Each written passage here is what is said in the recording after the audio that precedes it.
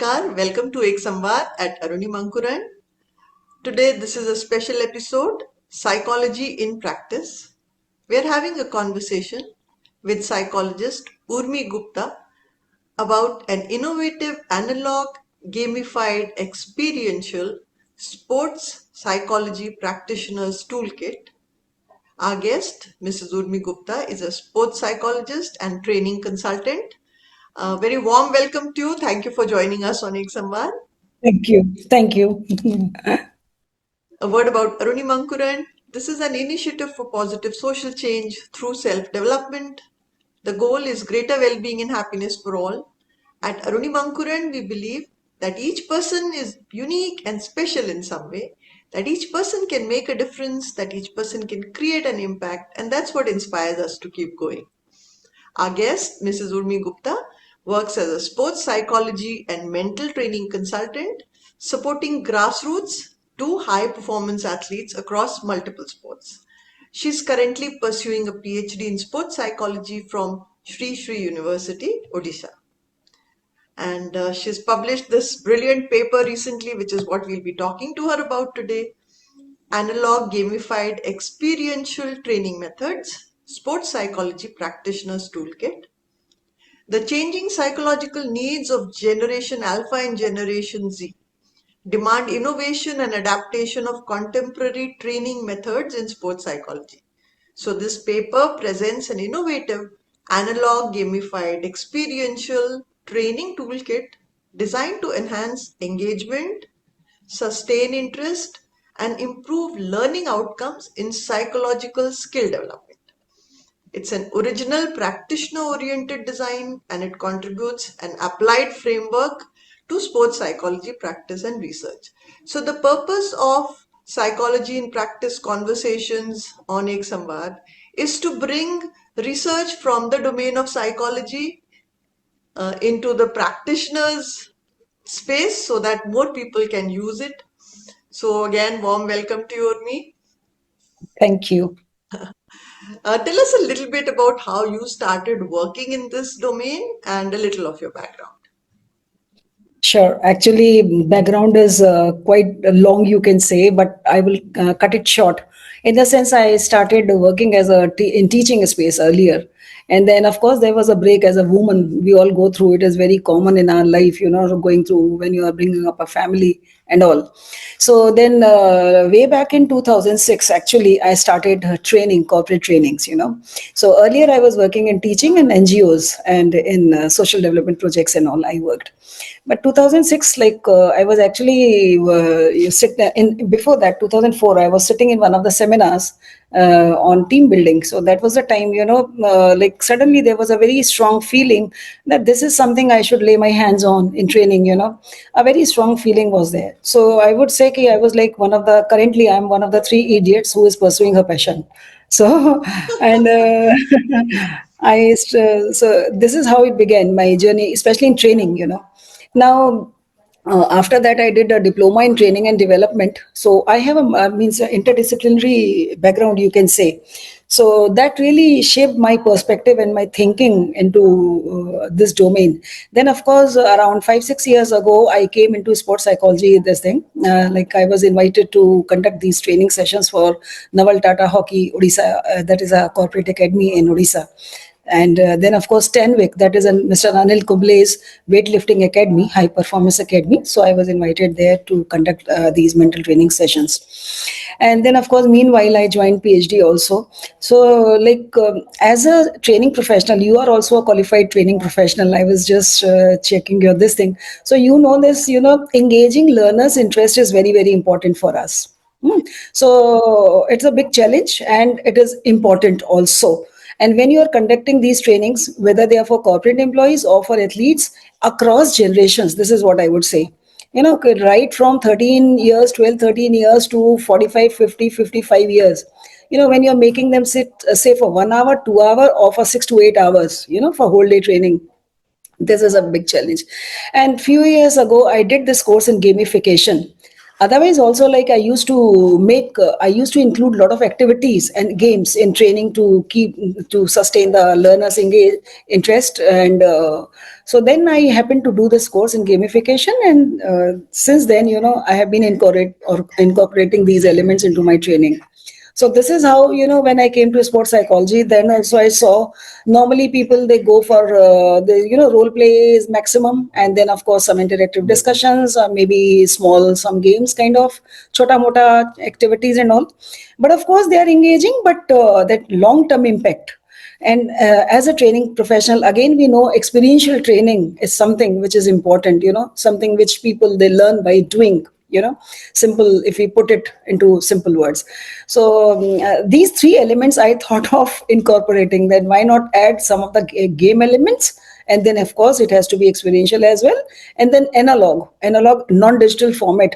Because as a sports psychology practitioner, when you go many times, having technological advancements and the availability of that kind of infrastructure is a challenge, especially when you're dealing with grassroots athletes. And grassroots athletes in India, we know this very well.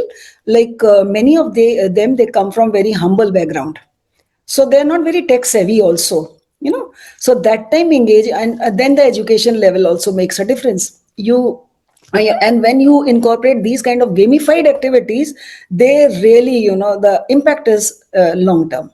And of course the engagement, and then of course the outcome in terms of behavioral change is very, very visible. So this is how I thought of. And currently, like while working with grassroots athletes and other athletes also, sports value education is one thing, which is something, it has to be taught across levels. So I thought of, why not design for this first, then of course maybe other modules I'll be working on. Okay, that's brilliant. Thank you. Urmi, because we have a very wide kind of an audience, explain to us what gamification means and exactly how you put it into practice in the simplest terms possible. Yeah. See, gamification, I would like to illustrate this with an example, or maybe say, see, gamification is something adding gaming elements to the training activities. Simply, if I put it like this, gaming elements are basically, they involve challenge, they involve rewards, penalty, and sometimes, progressions are there, scores are there, coins, tokens. Like, for example, you must have seen when you're booking, and this is very common, it is very common psychological marketing technique, I will say. Like when you're booking flight tickets and all, yeah. So they give you some tiers are there, yeah, the tier one, tier two. They keep on adding some benefits as you keep on spending. And as human nature is that, we all like to progress. So once you spend and you are suppose allocated tier one, you always try to spend more through that portal, through that website, so that you keep on getting points. So that is one of the examples of gamification elements in marketing, and it is a psychological technique which makes you spend on one particular website more and more. Right. Yeah. So so these are some of the elements, as I said, like the challenge, challenges, rewards, punishment. These are all human motivators, again, progression, Yes. isn't it? As a psychologist, we both understand this. So you have to incorporate these are also the elements of gamification. So these are added into activities in the, and this is what exactly I have shared 5 designs also. If you will check my paper, 5 game designs I have shared. One of the like common activities is pinwheel. Hmm. Simply make a pinwheel, you write some names of some values, sports values, and you give them multiple options around, in the wheel, and they have to match the correct statement with the name of the value. So Hmm. this is how I have made this. And what was your second question? So, exactly what gamification is and how you're putting it into practice. How Huh. other people who are working with athletes and, like, for example, coaches maybe, how they can Hmm. put it into practice. Huh. So simply, so these are some of the elements of gamification. This is how, you have to gamify your activities by and this thing. And when it comes to involving many people, naturally, not only athletes, even for coaches, coaches also, they can use these like not during, but like during training also, during regular training, morning, evening, whenever the training sessions are there. It is very common, like in one of the elements of gamification is instant feedback. Like when I'm doing something activity, suppose an online activity I'm engaged, which is gamified. So if I'm doing something wrong, So immediately I get the feedback in the form of either penalty or losing some points, isn't it? Same is with the your coaches are giving feedback morning and evening soon after. So that is actually very important, I will say. Yes, That yes, they may not be really aware, but they can use these elements in their training sessions. For example, if I say how coaches can use this for athletes, we as practitioners can use this in our training methods and training activities. Coaches can use this during their training as well, like in the form of progression. Maybe like they're making one person sitting outside, outside the match, if you are not really disciplined, for example, or if you do not show up on time. Yeah, right. So the person learns, so in a very mild manner, so the person doesn't feel isolated, as well as the person gets a lesson also, and that remains for a long time. So this is a second thing is like other stakeholders also, they can means depends on the profile. Like, of course, I'm not really familiar with the strength and conditioning coaches and all, but coaches, at least I can speak how they can use it. so when you work with athletes, beyond this paper also, let me ask you this. When you work with athletes, there must have been something that inspired you to get into this area and work on your PhD. Can you talk to us Yeah. about that motivation?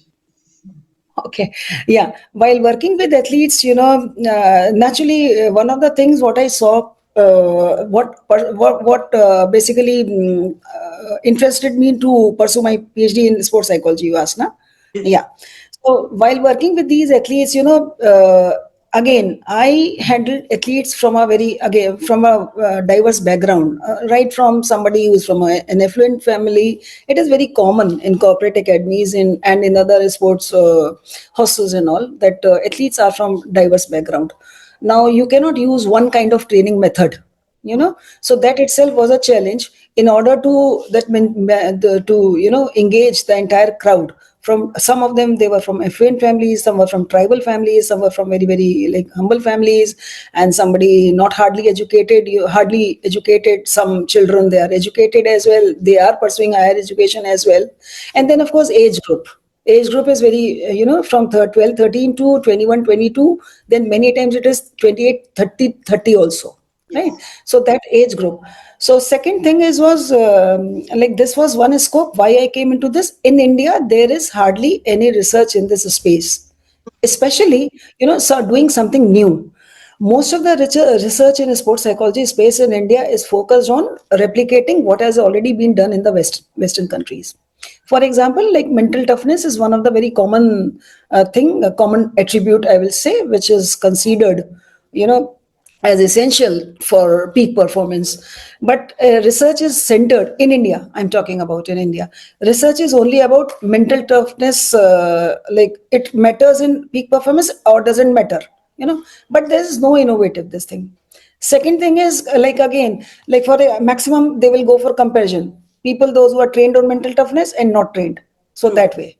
True. So that really, I thought that something there's a much wider scope to do a lot in research space. That was the reason for me to, and there are no qualitative studies, there are no quantitative studies are in the form of only comparative studies and all.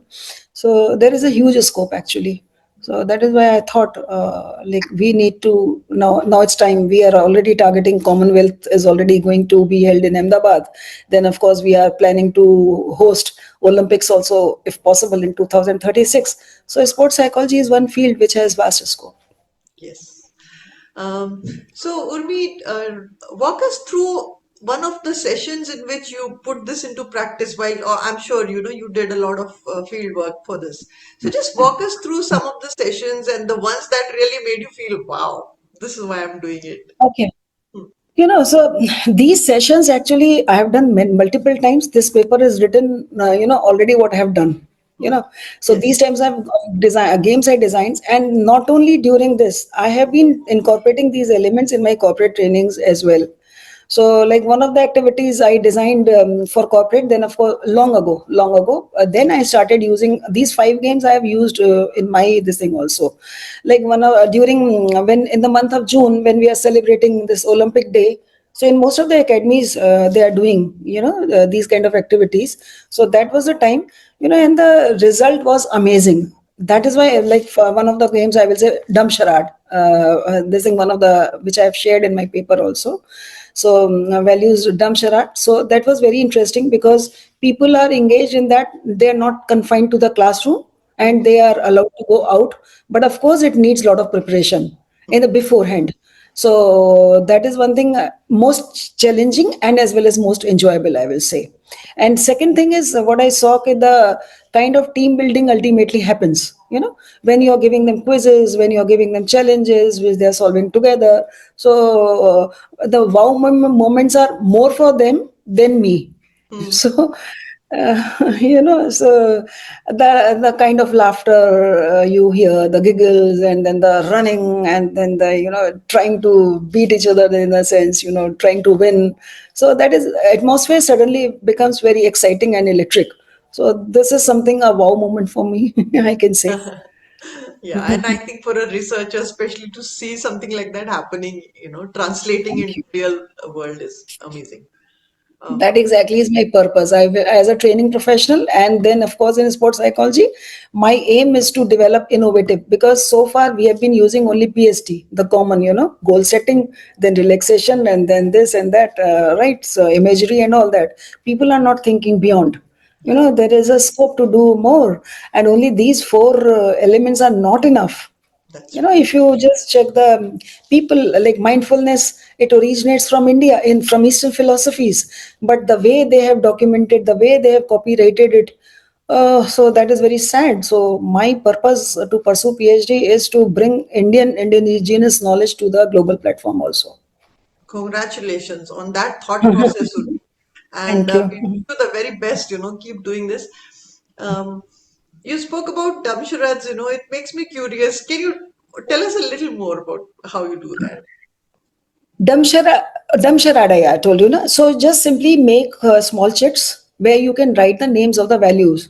For example, you write any discipline, respect for each other, cooperation, teamwork, and simply write, make small chits and do a lottery system kind of. One person comes, or maybe you can divide the participants into groups of two each, or three, four each, depending on the number of trainees in your session. And the one person comes from the participants, picks up the chit and enacts that value. For example, the person is and the other people have to guess. So whichever team is guessing that action first and names it rightly, yes, the person is in talking about discipline, the where the person is not speaking, only through action, non-verbal gestures, you can say Yes, yes. non-verbal actions. Hmm. Yeah. So they guess it right. So those who guess it right, they get a point. And Hmm. in the end, so that way we can make around 10, 15 chits, depending again on the number of participants, and trying to that everybody gets a chance to enact that value. Amazing. So suppose if 25 participants are there, I will have to make 25 chits, Correct. right? And one person enacts, other people guess. And in the end, whichever team gets the highest points, again, gets either a small chocolate or maybe some coins Nice. or maybe. That's wonderful. I'm sure they really enjoy doing that. Um, Yeah. because the purpose of this psychology in practice Samvad is to bring the knowledge that people like you have to the Thank you. practitioners. Please talk to us briefly about the rest of the four also which you're doing. As Acha. yeah. Okay. So as I was telling you, another one is Damsharat. Damsharat is Damsharat we have already discussed. This puzzle hunt, actually a treasure hunt. Treasure hunt is. Let me just open this one. This okay. I will tell you here. My games are sports value action. This already I've given the table in detail in my this thing, in the in action, basically this one value auction. Since it is an auction game, what you have to do, like, you have to make some small value cards where you write either the icon of that value which represents that value, or you can simply write it, for example, fair play, for example, integrity or equality, inclusion, or whatever it is. And then of course some of the, you have to write some actions which are matching with that, those you can say, those value words. And randomly you have to distribute these things to them, or maybe you can show one by one one of the names of this thing, and they have to pick up the right this thing action matching with that. And then of course they have to keep on bidding on this also. How many points do you think, or maybe the one who is running this program, the practitioner who is running this program, they allocate the points to people, to the participants, right? And then the bidding naturally, we know that it is a very challenging thing, isn't it? It challenges people whenever you're bidding. And simply what you can set the time limit also. Again, setting time limits, time limit challenges people to do it faster, and it brings in kind of excitement and this thing. Again, it becomes a motivator, you can say. So whichever first, or maybe you can keep some fastest finger bonus. Suppose whichever team or whichever participant tells the answer first gets some bonus points, say +5, +2, or whatever it is. And then accuracy points also.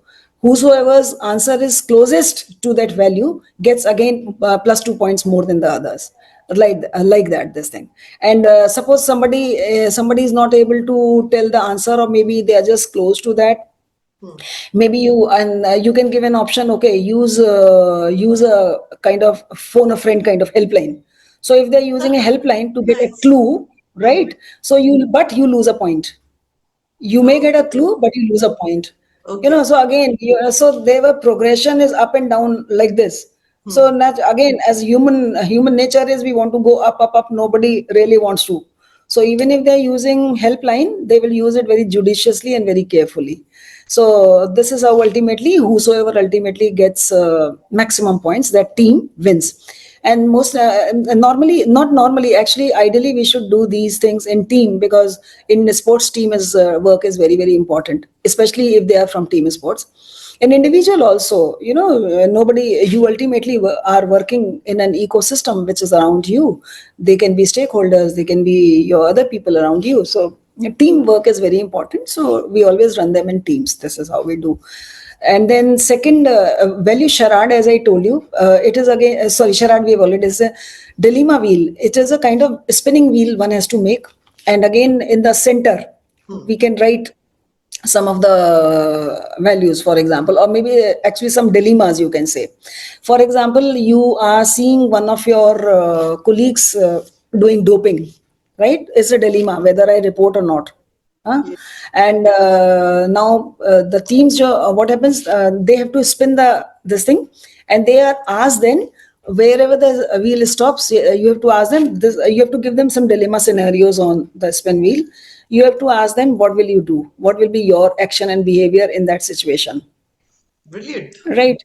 Hmm. So since they come up themselves, instead of the practitioner or the coach telling them, okay, see, if you see somebody doing this, you must report, you must, let it come from their conscience. Yes. So when they speak up, Hmm. ultimately that instills a sense of right and wrong values in them. And then it will not be kind of imposed, Correct. right? Huh. So that is a more of this thing. And then of course, puzzle hunt is it is actually a bit taxing, in the sense it requires a lot of preparation. And but it is an outdoor, it can be kept outdoor, so but highly engaging. So what the practitioners can do, they can make some clues and some tasks. Like for example, means they have to check the area around before conducting this program. जहाँ पे भी हम कर रहे हैं, and then you have to hide some clues, Hmm. so that and then of course you have to design some quizzes and puzzles and riddles, which can again be related to some of the sports values, or depending on what you want to teach. It can be very effectively used, for example, team building. Hmm. Suppose you want to teach them what team building is, so maybe a quiz can be given. So the moment, and again we divide the participants into smaller teams of 4 or 5 each. And we this thing we, the moment we start with the first one, the moment the team solves that riddle or the puzzle, they are given a clue. They again have to find that clue, means and the clues should be like this. Okay, something, you maybe, so that they get an idea, something is there below the chair or behind the door or somewhere in the garden. That kind of clue has to be there. Again, the teams run then to get that clue. Once you get that clue, then only you get the next quiz. Till Hmm. that you cannot. If you cannot, meanwhile, what happens? Suppose the second team is solving the riddle after you, Hmm. but is able to get the clue. from the hint Uh-huh. given, Huh. gets the clue before you, Hmm. you lose a point, despite solving the quiz first. Okay. So it becomes very, very challenging, very competitive. True. And but in a very healthy and in a very, Huh. you can say, joyful manner. Right. So, and the riddles, they have to be funny, they have to be very light kind of thing, okay, like okay, and like right now I do not have the my matter in, like what I used to do, okay, like for example, I used to make two liners. Hmm. Two liners I used to make, and which is ending into it is very cool and breathy, an air and something you find below the chair, Hmm. rhyming words kind of, huh? Means something, or maybe something that gives an indication that it is below the carpet, like that. So that way it becomes very exciting, this one, this puzzle hunt, Huh. that way. So these are some of the games I've done. Plus many other keep on I keep on doing. Another one was that was again for teamwork only. We can probably talk later about it. It was about team values. Okay, why it is important to work in team, giving an idea that together we win. Hmm. If you try to be over smart or try to do more than others, you still lose if your team doesn't win. Right. This So is a this was very creative way of working with athletes, and I think whatever you've compiled in your paper will be a very valuable source for other people to, learn thank from. you. Um, That exactly was the purpose actually. would you like to just share how you started and how you feel now that you've published it? Just tell us that process, how, because Writing the paper. from your own perspective, how was the experience? As researcher, we you definitely know this, right? As a researcher, academic writing, scientific writing is toll taking, and of course, as after a lot of rejections, it is common, going through rejections, especially if you are trying to publish in a Scopus Index, this thing. So, one of the first of all, I would say it was a great learning experience. So, to future researchers, I would say, try to do quality job, and you will have you definitely will have a home for your good paper. And of course, it was very challenging. Challenging in the sense, that, like before that, I was just doing it. Okay. So few things might be here and there also if I am just doing it at training. But when it had to be converted into an academic paper, Yes, yes, yeah, so same. I was doing it very easily. Before that, like as games and activities. But when I had to put it into a paper, it was a tough job, I must say, because that time you are doing it for others, not for yourself. So that exactly, I have supplied the data also. Supplementary data is available with my research. These games are illustrated in detail, all five games, so that the and this journal's focus is on that only, that the readers should be able to follow your writing and should bring it into practice. This journal's aims and scope, they are very particular, yes. and that was the reason for me to choose this and to write this. As I said this earlier also, uh, hardly any innovative methods are being used in sports training. And second thing is, we are following only Western models. So we need to move beyond that. And I will definitely be keep on working in this space. So it was so good to have you on Ek Samvaad at Arunima Ankuran and talk about your work in terms of psychology in practice, Urmi. We wish you all the very best. Keep doing the great work, and the fact that you're doing innovative work is absolutely brilliant. Thank you for being Thank you. here. Is there a message you'd like to share before we conclude? This is what only I would like to say. As you also said, it is a very creative work. I would like to encourage people in my fraternity that yes, please be creative. Try to do more. Try Indian knowledge system is a treasure trove. Explore through that. You will get lot and lot of things which you can bring into sports psychology space. There is a lot of and I am actually working, which I am not able to speak right now because my papers are under review and all. So I'll speak at a later stage on that. So my aim is that only to treasure hunt the Indian knowledge system. And we wish you the very best. Thank you for being here on Ek Samvaad. Thank you so much. Thank you.